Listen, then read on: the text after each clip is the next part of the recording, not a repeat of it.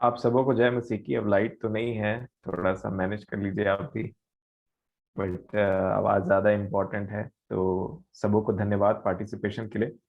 But मैं भी एक बात बोलना चाहूँगा और आपसे निवेदन यही करूँगा कि आप ये जो विषय निकला हमारे बीच में, जिसे हम देखते हैं वैश्या वाला एक विषय जो निकला हमारे बीच में, और कुंवारी और एडल्ट्रेस वाला जो व्यभिचारिणी वाला एक विषय निकला है, उसमें हम बहुत अच्छे तरीके से देखें। और ज़्यादा तो नहीं, आपको बस एक बात बोलना चाहूँगा कि जो भी बीते दिनों हमने व्यभिचारिणी स्त्री के बारे में देखा, कि व्यभिचारिणी स्त्री या जो पराई स्त्री है वो ऐसी होती है, वो वैसी होती है, हमने बीते दिनों में उस चीज को समझा है। और बाइबल हमको ये बताती है सभोपदेशक के लेखक के द्वारा, कि वो बोलते हैं मैंने मृत्यु से भी बढ़कर एक बहुत ही बेकार चीज देखा, और वो है एक ऐसी स्त्री जिसका मन जाल फंदा है, मृत्यु से भी बढ़कर। देखिए कई बार ऐसा हो जाता है कि जैसे ही कोई फरीस, जैसे फॉर एग्जांपल सदुकी फरीसी बोलते हैं, तो हम तुरंत मान लेते हैं मन में कि हम सदुकी फरीसी नहीं। व्यभिचारिणी स्त्री बोलते हैं तो हम तुरंत मान लेते हैं कि ये किसी और के बारे में बोला जा रहा है। पराई स्त्री या वैश्या जिसको बोला जाता है, हम तुरंत मान लेते हैं कि ये हमारे विषय में नहीं, किसी और विषय में बोला जा रहा है। परंतु मैं समझता हूँ यीशु मसीह के द्वारा, परमेश्वर पिता के द्वारा, यीशु मसीह के नाम में हमें ये बताया गया है कि व्यभिचारिणी और वैश्या क्या होता है। इसीलिए जब भी आप पराई स्त्री के बारे में पढ़ें या उसके कैरेक्टरिस्टिक्स के बारे में पढ़ें कहीं पे भी, प्रभु का धन्यवाद, तो एक बात हम जान रखें कि ये कैरेक्टरिस्टिक क्या हमारे अंदर तो नहीं पाए जाते हैं। क्योंकि शारीरिक रूप से वैश्या अलग होती है और आत्मिक रूप से वैश्या अलग होती है। अगर आप नीति वचन 5 अध्याय को पढ़ेंगे और उसके नीति वचन के लेखक बोलते हैं 5, मेरे पुत्र मेरी बुद्धि की बातों पर ध्यान दे, मेरी समझ की ओर कान लगा, जिससे तेरा विवेक सुरक्षित बना रहे और तू ज्ञान के वचनों को थामे रहे। क्योंकि पराई स्त्री के ओंठों से मधु टपकता है और उसकी बातें तेल से भी अधिक चिकनी होती हैं। यह संसार लिखा है, परंतु इसका परिणाम नाक दौना सा कड़वा और दो धारी तलवार सा पैना होता है। उसके पांव मृत्यु की ओर बढ़ते हैं और उसके पग अधोलोक तक पहुंचाते हैं। अब देखिए 6वें वचन में एक बात लिखी है, और यही मेरा आज का टॉपिक है जो आपके साथ में जल्दी से शेयर करना चाहूंगा। नीति वचन 5 का 6, इसलिए उसे जीवन का समथर पथ नहीं मिल पाता, उसके चाल चलन में चंचलता है, परंतु उसे वह आप नहीं जानती। ये जो एक कैरेक्टरिस्टिक है, बहुत सारे कैरेक्टरिस्टिक्स में से एक कैरेक्टरिस्टिक जो मैं बोलूंगा जो वैश्या को वैश्या बनाती है, और वो ये है कि उसके चाल चलन में चंचलता है और वो उसे आप नहीं पहचानती।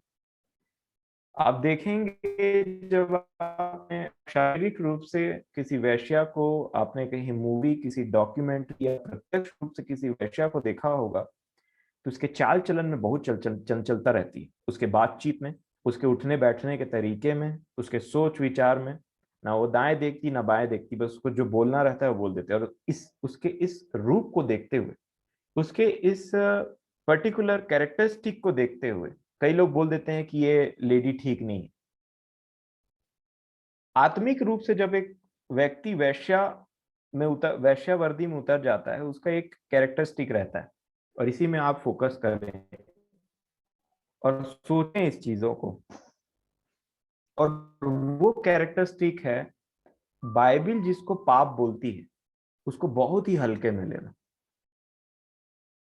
जब कोई व्यक्ति बाइबल जिस चीज को पाप बोलती है उसको बहुत हल्के में लेने लग जाता है ना, झूठ बोलते हुए, अरे हाँ इस पृथ्वी में रहते हैं तो झूठ बोलना पड़ता है, झूठ बोलना ही पड़ता है, बोला आ जाता है और हंस के बोलते हैं, वो एक वैश्या का सबसे बड़ा निशानी है। अगर आप किसी वैश्या को देखेंगे या उसको बातचीत करते हुए भी देखेंगे, तो ऐसा लगता है कि उसको किसी चीज की चिंता नहीं है। उसके चाल चलन में वो चंचलता है, परंतु वह चीज वो आप नहीं जानती, बाइबल ऐसे बता रही। जैसे ही एक मसीही पाप के बारे में बहुत ज्यादा लाइटली हो जाता है ना, अरे ये सब चलता है, या ऐसे हो जाता है, या हम ऐसे नहीं कर पाते हैं, ऐसे हो जाते हैं, वो एक वैश्यावर्दी की सबसे बड़ी निशानी है मेरे प्रियो। तो किसी भी पाप के विषय में अगर हमारा चाल चलन ऐसे चंचल टाइप का है कि अरे ये तो हो जाता है, ही। कई लोग को मैं जैसे पूछता हूँ, अरे झूठ छूटा क्या? नहीं, झूठ नहीं छूट पाया। अब झूठ तो ऐसे इतना लाइटली है झूठ उनके लिए। झूठ बोलना मतलब ऐसा होना चाहिए, भाई मैं बहुत ट्राई कर रहा हूँ प्रभु के अनुग्रह से, बहुत हद तक मैंने छोड़ दिया है, परंतु आगे भी उस चीज को, ये है उस दुल्हन का एक कैटेगरी। दुल्हन नहीं बोल सकता मैं, दुल्हन बनने का एक प्रोसेस, जिसमें एक व्यक्ति पाप को इतना बड़ा बना करके देखता है कि बाइबल इसको पाप बोलती। बाइबल बोलती झूठ बोलना पाप है। शैतान के बच्चे हो तुम अगर झूठ बोलते हो तो। मैं कैसे इस चीज को इतना छोटा ले लूं? परंतु कईयों के जीवन में झूठ झूठ है, चल रहा है। वो एक वैश्यावर्दी की निशानी है, यकीन मानिए। चाल चलन में अगर चंचलता है, वचन पढ़ते हैं पर फिर भी ऐसा लगता है, हो जाता है। और बस यही चल रहा है। हमें सावधान रहने की आवश्यकता है मेरे प्रियो, क्योंकि जब चाल चलन में चंचलता चंचलता आ जाती है, उसके बाद में वो व्यक्ति खुद नहीं समझ पाता है कि मेरे यहाँ चाल चलन में चंचलता है। जो मसीह की देह है, जो मसीह की दुल्हन है, उसके चाल चलन में चंचलता नहीं, उसके चाल चलन में सिंसियरिटी होनी चाहिए। पाप मतलब पाप, घृणा करे उससे। जैसे मान लीजिए पृथ्वी में सबसे ज्यादा घृणित वस्तु जो है, आप देख सकते हैं यीशु मसीह ने कैसे कहा, जब तुम देखो उस घृणित वस्तु को ऊंचे स्थान पे तो भग जाना वहां से। प्रभु ने कुछ और नाप नहीं लिया, लिखा है घृणित वस्तु। पाप जब तक हमारे लिए घृणित वस्तु नहीं ठहरेगी ना, घृणित बात नहीं ठहरेगी, तो मैं नहीं समझता कि एक ये एक दुल्हन का चाल चलन है। एक वैश्या कभी भी किसी भी बात को बहुत हल्के में लेती है, उसके लिए कोई कुछ मैटर नहीं करता है। आप थोड़ा सोचिएगा इन बातों को। पृथ्वी में की जो वैश्याएं हैं उनके चाल चलन में भी आप ध्यान देंगे तो आपको बहुत सारी बात समझ में आ जाएगी। कभी कभी किसी डॉक्यूमेंट्री में या किसी पिक्चर में आपने देखा होगा, बस एक कहीं पे खड़े हो जाना और आने जाने लोगों को बस कभी आंख से इशारा करना। बाइबल लिखा है वैसे, उसका पति नहीं है तो आंख से इशारा करके किसी को बुलाती है ना। तो ये सब बातें हैं, हमको ये चीज बहुत अच्छे से समझनी चाहिए। इतना आसान नहीं है प्रभु के राज्य में प्रवेश करना एज अ दुल्हन। और इन्हीं बातों को हमको बहुत अच्छे से समझना चाहिए। इसीलिए मैं आपसे बार बार निवेदन करूंगा, कोई भी वचन का भाग हमारे बीच में आता है, इसको बहुत सीरियसली लें। जो भी पाप हमको प्रभु दिखाते हैं वो इसलिए नहीं कि अरे आज ये बातों पे प्रचार हुआ उसके बाद में हम भूल गए। इसीलिए मैंने भी एक निर्णय लिया है कि मैं देख रहा था कि बहुत सारे टॉपिक्स आते हैं तो कई बार हम भूल जाते हैं उन चीजों को, क्या हुआ था कैसे हुआ था। तो प्रभु ने मेरी सहायता की। हम लोग को क्या करना पड़ता है कि ये जो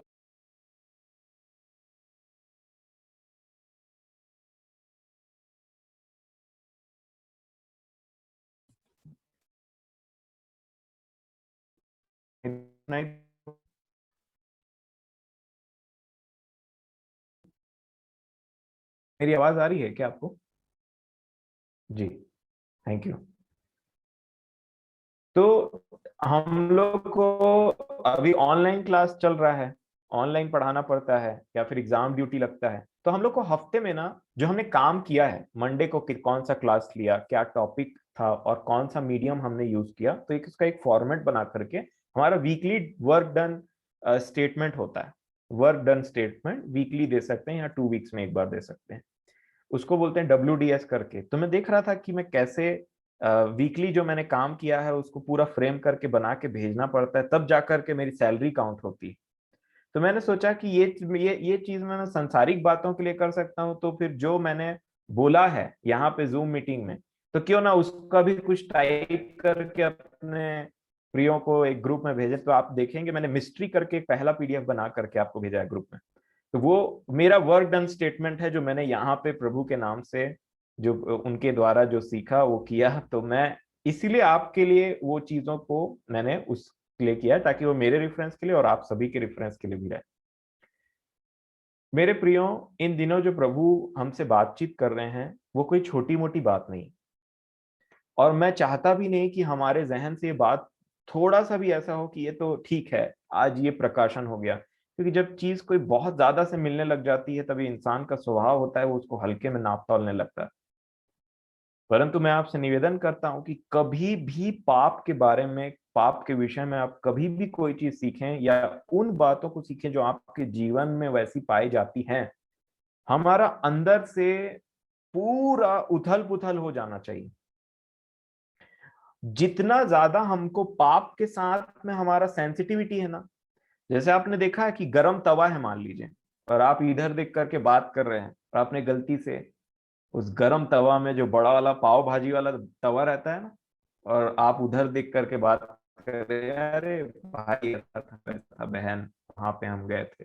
उसके बाद आपने सपोर्ट के लिए वो गरम तवा में, जिसमें तेल भी है और गर्म हो रहा है वो, उसमें हाथ रख दिया ऐसे करके सपोर्ट के लिए, कैसे लगेगा? भूलेंगे नहीं उस चीज को। शरीर का व्यक्ति इन सब दर्द और चीजों के लिए बहुत ज्यादा सेंसिटिव रहता है। ऐसे छुआया नहीं कि ऐसे करके अरे क्या था, देख भी नहीं रहा उधर, ध्यान है उधर, ऐसे छुआया ऐसे करके एकदम। हाथ का सेंसिटिविटी, पेन इतना है। नाक में कोई बदबू आता है तो अरे बदबू, आंख में कोई धूल चले जाता है तो अरे आंख को इंसान बंद कर लेता है। वो एक सांसारिक व्यक्ति है। हमको पाप के लिए आत्मिक व्यक्ति बोलने से, दुल्हन लिखा है जैसा मैं पवित्र हूं वैसा तुम पवित्र बनो। पवित्रता का कंपैरिजन परमेश्वर पिता से, जैसा तुम्हारा पिता स्वर्गीय पिता सिद्ध है वैसा तुम भी सिद्ध बनो। हमारा लेवल कहाँ होना चाहिए? इंसान से नहीं, एक दूसरे से कोई नापने कोई मतलब नहीं है। प्रभु ने हमको स्टैंडर्ड बहुत ऊपर का दिया है, परमेश्वर पिता का दिया है। क्यों? क्योंकि आत्मा उनकी है। तो आत्मा के द्वारा जिएंगे तो वो स्टैंडर्ड अचीव करना बहुत ज्यादा मुश्किल नहीं है। कंटिन्यूअसली हम लड़ेंगे तो क्लोज टू दैट। हमको ऐसा वो करना है कि प्रभु हमसे एक भी भूल चूक ना हो। कब तक प्रार्थना रहेगी? जाने अनजाने में जो गलती हुई उससे क्षमा कर दीजिए। तो मैं यही बोलना चाहता हूं मेरे प्रियो, पाप हमारे लिए वो गर्म तवा के समान रहना चाहिए कि इधर उधर भी देख रहे हैं, हाथ गलती छुआ गया तो ऐसे हो गया। जब एक सेंसिटिविटी पाप के लिए इतना ज्यादा बढ़ जाता है ना, तो समझ लीजिए हमारी पवित्रता कहीं ना कहीं इंक्रीज हो रही है प्रभु के नाम से। और अगर पाप चल रहा है तो समझ लीजिए हाथ भी रख दिए तवा में ऐसे करके, क्योंकि हाथ में तो कोड़ है, तो पता ही नहीं चल रहा है। इधर सिका गया, भून गया हाथ, और बाद में पता चल रहा है कोड़ है, तो कहां से सेंसिटिविटी है? ऐसा नहीं होना चाहिए। पाप मतलब तुरंत अरे ऐसा हो गया, ऐसा नहीं। मैं आपको एक बहुत विशेष बात बताना चाहता हूं आज के दिन में, क्योंकि मैं कल का, मेरे को ऐसा लगता है कि कल हो या ना हो वो नहीं पता। कहीं ऐसा ना हो कि हम इन सब बातों से चूक जाएं। आप देखें यहूदा इस्करियोती के बारे में बाइबल क्या बोलती, बड़े ध्यान से पढ़ें। जो प्रभु ने मुझे सिखाया, और मैं इन बातों के लिए सतर्क रहने के लिए प्रभु से ही प्रार्थना करता हूँ। भजन संहिता 41 का 9, भजन संहिता 41 का 9, भजन संहिता 41 का 9। यहां पे ऐसा लिखा है, प्रभु यीशु मसीह यहूदा इस्करियोती के बारे में बात कर रहे हैं। क्या लिखा है? मेरा परम मित्र जिस पर मैं भरोसा रखता था। मैं चाहता हूं आप सब इसको पढ़ें और टिक कर लें। मेरा परम मित्र जिस पर मैं भरोसा रखता था, मेरी रोटी खाता था, उसने भी मेरे विरुद्ध लात उठाई है। अब इसको मैं आपको बता दूं जो प्रभु ने मुझे सिखाया। पहला, मेरा परम मित्र। दास नहीं जानता कि स्वामी कहां जा रहा है और क्या कर रहा है। अब से मैं तुम्हें मित्र कहूंगा। अगर हम मित्र के कैटेगरी में भी आते हैं तो लिखा है परम मित्र, पहला।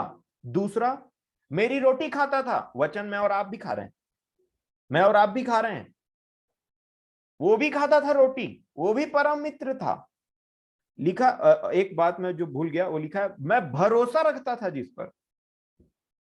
हो सकता है मैं और आप भी भरोसेमंद हो। पौलुस बोलते हैं कि मसीह के भंडारी को यह चाहिए कि वो विश्वास योग्य हो, ट्रस्टवर्दी। मेरा परम मित्र, हो सकता है आपके साथ प्रभु यीशु मसीह का जो फ्रेंडशिप है, जो पर्सनल रिलेशन बहुत स्ट्रांग हो। वो क्वालिटी थी इसमें। दूसरा, मैं भरोसा रखता था, प्रभु हम पर भरोसा रखते हैं, हो सकता है। तीसरा, मेरी रोटी खाता था, हम वचन पढ़ते हैं, सुनते हैं, सुनाते हैं, ये भी हो सकता है। उसने भी मेरे विरुद्ध लात उठाई।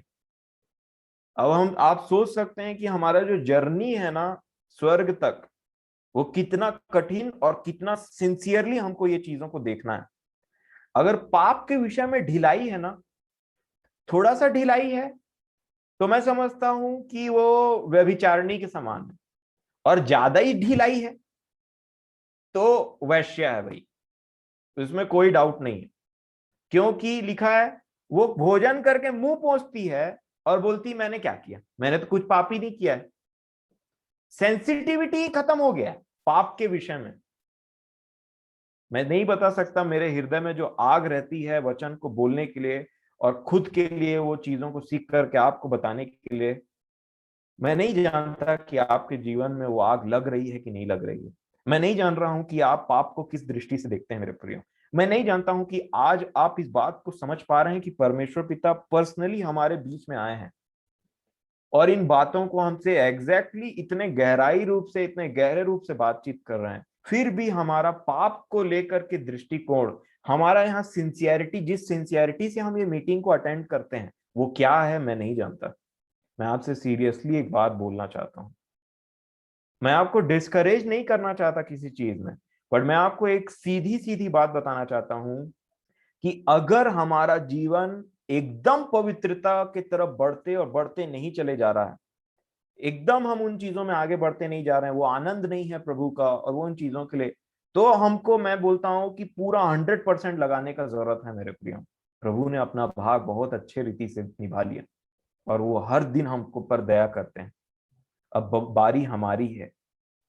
हाथ मोड़ करके बैठ के सिर्फ सुनने से नहीं होगा यहाँ पे, परंतु हमको एक निर्णय लेकर के बहुत ही स्ट्रिक्टली डिसिप्लिन वे में, ऐसा नहीं कि यहाँ मीटिंग चल रहा है उधर कुछ काम कर लिए, कुछ ऐसा हो गया, एक दो दिन की बात समझ में आती, कई बार कुछ काम ऐसे होते हैं जो आप अवॉइड नहीं कर सकते, है ना। मैं समझता हूँ कि हो सकता है आपको घर में कुछ काम है, अचानक से कुछ काम, लेकिन अगर डेली डेली हमने ऐसा बना लिया कि यहाँ मीटिंग चल रहा है और फिर हम पता नहीं अपने कौन से खुमारी में बिजी हैं, अरे वो तो बोलते रहते हैं वो लोग, ये तो मीटिंग चलते रहता है, वो गाना गाते रहते हैं, कभी ये कभी वो चलते रहता है। मैं नहीं जानता कि ऐसे विचारों का आउटकम क्या होगा। मैं नहीं जानता कि ऐसे मानसिकता वाले लोगों का आउटकम क्या होगा। आप ध्यान दीजिए कि कहीं ऐसा तो नहीं है कि घर में एक व्यक्ति है, वही वचन को सुन रहा है और बाकी लोग को पता ही नहीं कहाँ है। कहीं ऐसा तो नहीं है कि अधिकतर देखा जाता है कि घर के जो बुजुर्ग होते हैं वही बेचारे मीटिंग के पास में बैठे रहते हैं और बाकी लोग फिर अपना, अरे दादा का तो काम है, दादी का तो काम है, इनका तो काम है, वही इन्हीं चीजों को देख। मेरे प्रियो, समय आ गया है बहुत सीरियस हो जाने का। समय तो बहुत पहले से आ गया है, बट फिर भी आज एक बार फिर मैं आपको एक एक बात बोलना चाहता हूं कि जो व्यक्ति पाप को बहुत हल्के रूप से देखता है, जो व्यक्ति, जो इंसान ओके है कि वो हारा हुआ है उस विषय में, उसमें उसका वो नहीं है, जो दास है और उसको चलता है, अरे कोशिश किया था नहीं हो पाता, या फिर ठीक है ये चीजें तो पाई जाती है, ये एक वैश्य जिस तरीके से उस पाप को देखती है ना, ये सेम वही नजरिया है कि हम भी उस चीज को कहीं वैसे ही तो देखने नहीं लग गए। ये पाप है, चलता है, परंतु जैसे जैसे पवित्र आत्मा काम करता है, हमारा जो विवेक है इतना सेंसिटिव हो जाता है कि कुछ मन में आया या कुछ मुंह से निकल गया, तो उतना टाइम फिर लगता है कि भाई अब तो उपवास करना पड़ेगा करके, और इस चीज को दोहराना नहीं है फिर कहीं पे। वो सेंसिटिविटी जब तक नहीं आती मेरे और आपके जीवन में, तब तक मैं समझता हूँ कि बहुत मुश्किल है, बहुत मुश्किल है। तो प्रभु मेरी और आपकी सहायता करें इन बातों में, हम इन चीजों को हल्के में ना जाने दें, हल्के में ना जाने दें। और मैं तो समझता हूँ अब धीरे धीरे सबका जो काम है वो फिर से रीओपन हो रहा है, लॉकडाउन खत्म हो रहा है, और इसी विषय में हमने बातचीत किया था कि लॉकडाउन खत्म होने के बाद में हमारा जो बिहेवियर रहेगा, जो हमारा जो फोकस रहेगा, वो कैसा होगा। तो हम पूरा अपना जोर लगाएं कि ये मीटिंग को हम बहुत ही सीरियसली लें और बहुत ही अच्छे तरीके से इसमें पार्टिसिपेट भी करें, और वो जो आत्मिक जो उन्माद है वो खत्म ना होने पाए, ना कम होने पाए। और हमारे जो दिए हैं, जो मशाल है, कभी ना उसमें तेल कम होने पाए और कभी उसमें आग ऐसा नहीं कि वो बुझ जाए। यही तो है वो सब बातें जो हमने इतने दिनों से सीखा था, यही तो प्रैक्टिकल टाइम है। तो प्रभु मेरी और आपकी सहायता करें इन सब बातों के लिए, और हम इन चीज़ों को बहुत सीरियसली लें। तो अगर आपकी इच्छा होगी, मैंने इंग्लिश में वो प्रिपेयर किया है, तो आप उस चीज़ को एक बार ही देखेंगे तो आप मीटिंग अटेंड किए रहेंगे तो आपको सब एक याद आ जाएगा। कुछ एक्स्ट्रा पॉइंट्स भी हैं जो इतने कम समय में, मतलब एक गिवन टाइम फ्रेम में मैं नहीं बोल पा रहा हूँ या नहीं बोल पाया, तो उसको मैंने वहाँ पे इंक्लूड किया है, तो आप उसको देख सकते हैं। तो प्रभु आप सबों के संग और साथ रहें, उनका अनुग्रह और शांति हम सब के साथ हो। आमीन।